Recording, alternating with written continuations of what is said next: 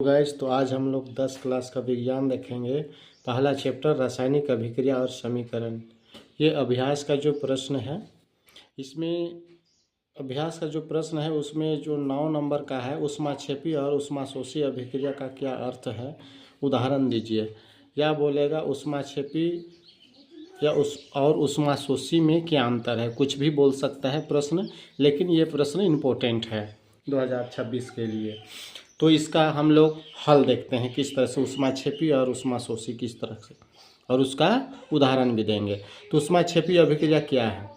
वैसी अभिक्रिया जिसमें अभिक्रिया के साथ साथ, देखो वैसा अभिक्रिया हो रहा है, उसमें अभिक्रिया होने के साथ साथ ऊष्मा भी उत्पन्न होता है। अभिक्रिया हो रहा है, उसके साथ साथ ऊष्मा भी उत्पन्न हो रहा है। ऐसी अभिक्रिया को हम लोग ऊष्माक्षेपी अभिक्रिया कहेंगे। जैसे CaO, कैल्शियम ऑक्साइड को जब जल से रिएक्शन कराते हैं, अभिक्रिया कराते हैं, तो क्या बनता है? Calcium hydroxide. वैसे हम बताए हैं अभिक्रियाशील समूह में लिथियम, सोडियम, पोटेशियम, कैल्शियम, ये जो हैं सो जल से अभिक्रिया करके तुरंत हाइड्रोक्साइड बनाता है। तुरंत हाइड्रोक्साइड बनाता है, अर्थात कैल्शियम का हाइड्रोक्साइड बनाएगा तो CaROH। तो कैल्शियम का संयोजकता 2 होता है, हाइड्रोक्साइड का 1 होता है, क्रॉस गुना करेंगे तो Ca1OH का 2 हो जाएगा।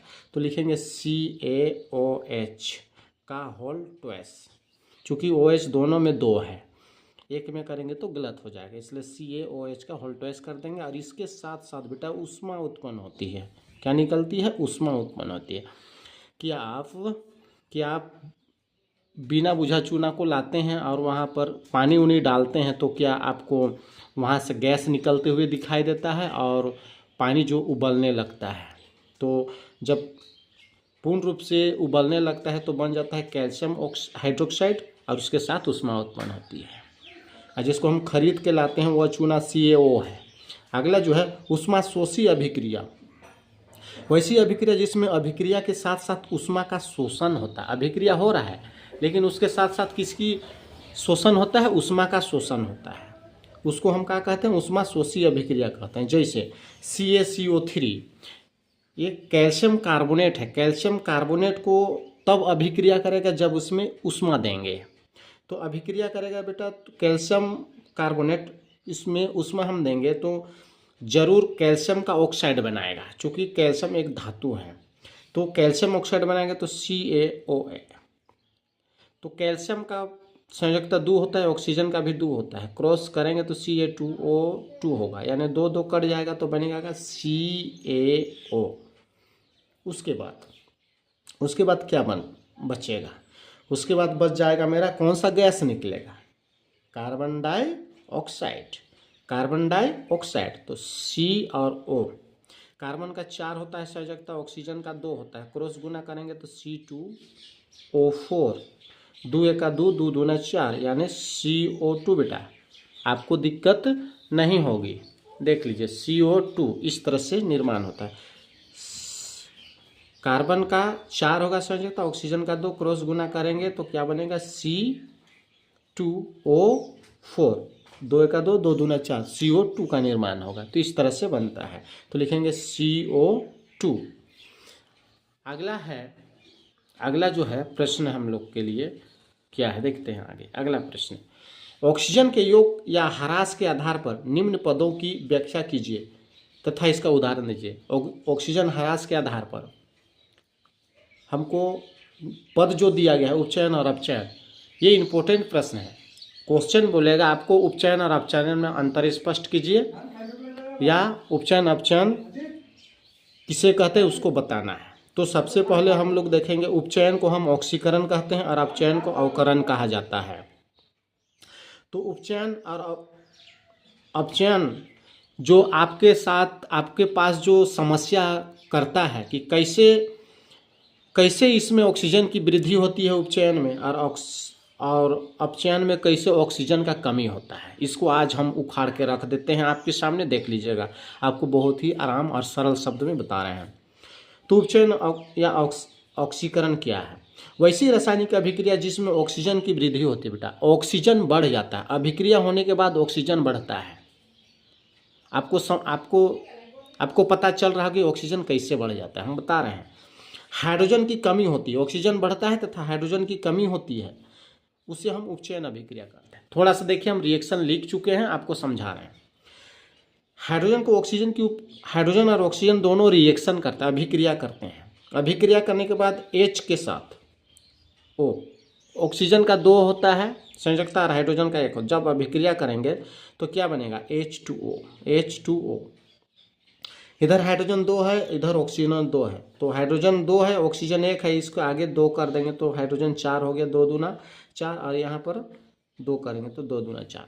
रिएक्शन संतुलित है। अब देखेंगे यहाँ हाइड्रोजन जो है और ऑक्सीजन अभिक्रिया करते हैं तो किस तरह से ऑक्सीजन की वृद्धि हुई है, बहुत ही अच्छा से बता रहे हैं। हाइड्रोजन अकेले था, इधर आके देखिए ऑक्सीजन हाइड्रोजन में जुड़ा कि नहीं, हाइड्रोजन में ऑक्सीजन जुड़ गया ना, बिल्कुल जुड़ गया है। तो इसको हम कहेंगे किसकी वृद्धि हुई, हाइड्रोजन की वृद्धि हुई। क्यों, चूंकि हाइड्रोजन में ऑक्सीजन आके जुड़ गया, ठीक है। तो इस तरह से हम कहेंगे इसमें ऑक्सीजन की क्या हुई, वृद्धि हुई। अगला प्रश्न है, इसी में अगला है, कार्बन को ऑक्सीजन के साथ अभिक्रिया कराएंगे तो कार्बन और ऑक्सीजन, तो इधर बनेगा कार्बन डाइऑक्साइड। अब देखेंगे कार्बन था, उसमें क्या क्या आके जुड़ गया, मेरा ऑक्सीजन जुड़ गया, तो किसकी वृद्धि हुई, कार्बन की वृद्धि हुई। कार्बन बढ़ गया, कार्बन का उपचयन हुआ, इसमें कार्बन में जो ऑक्सीजन है वो बढ़ गया, इसलिए कार्बन उपचयन हुआ।